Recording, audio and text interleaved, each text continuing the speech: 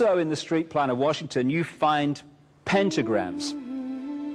So here we have two pentagrams in the street plan of Washington. The top one points into the Capitol building, and the one at the bottom points into the White House.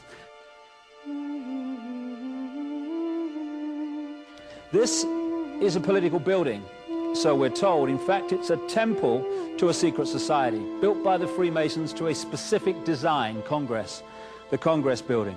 Where did it get its name from? Capitol Hill, from a sacred place of the Roman Brotherhood going way back called Capitoline Hill. And when Madeleine Albright, high priestess of this brotherhood, became Secretary of State, and she went across on her first overseas visit to Europe, she actually went to Rome and made an official visit, what for her would have been a pilgrimage to Capitoline Hill in Rome, and that's where we get Capitol Hill from. This is George Washington. In the last century, they decided they didn't have a decent statue of George, so instead of getting an American to produce one, they ordered it from Italy, from Florence. And when it arrived on the dockside, people were staggered, because here was George, the first president of the United States, depicted naked from the waist up with this cloth over his Bill Clinton's, and then pointing up one arm, pointing down the other. What's going on? Unless you realize where these people are coming from, it's inexplicable.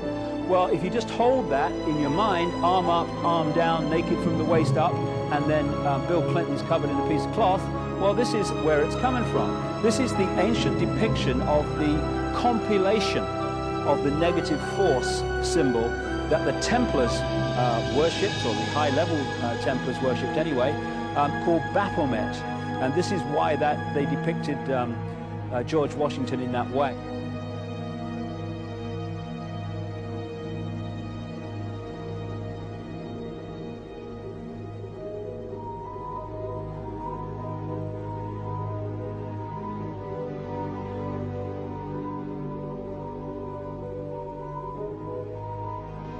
What has come to light is that it's now been, it is not so surprising for a lot of people that there are covens amongst the very educated class, architects, doctors, lawyers, priests, brokers, and the leisure class. These are people who have made pacts with the devil.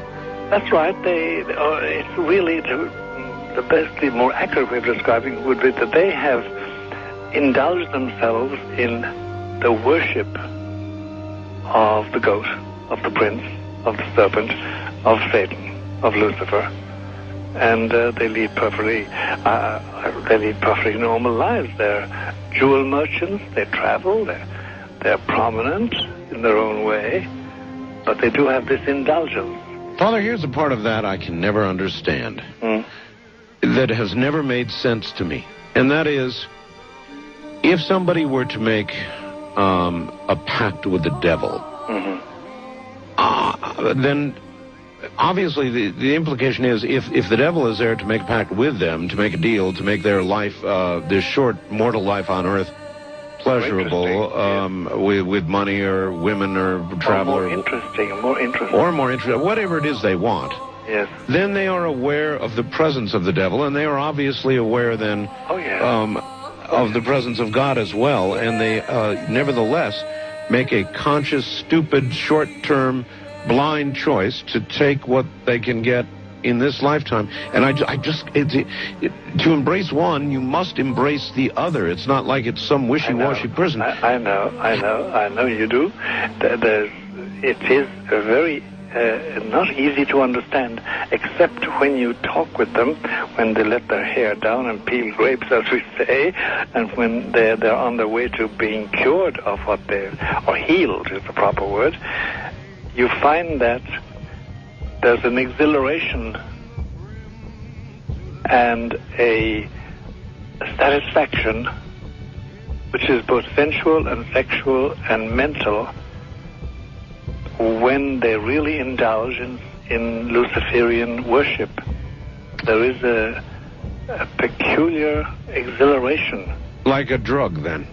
Yes, it's a peculiar exhilaration. And of course, the godly instincts in us all, the angelic in us all, because we all have something angelic and something godly, besides everything else, a lot of other negative things, that is quenched. And you find in them a horror of anything, what we call sacred and holy, or sacrosanct, or the idea of the idea of the sacred, of the awesome.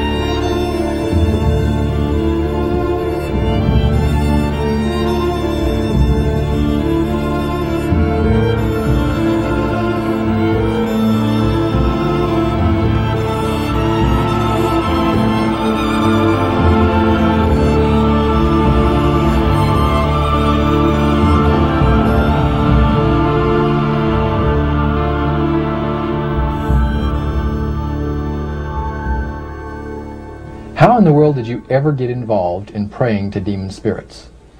A fellow that had been on a particular ship with me, he told me, "Hey, I got something fantastic to tell you."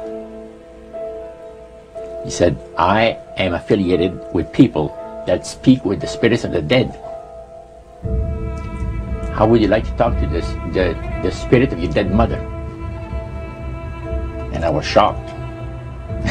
I was shocked. He said, "You wouldn't be afraid of talking to the spirit of your dead mother, would you?"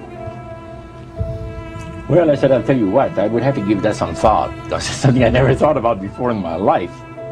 Most of us probably haven't. A little afraid of something like that. Well, he says, you know, it's written all over your face. You're afraid of going to a seance. But he says, "I know you. He says, you're going to come."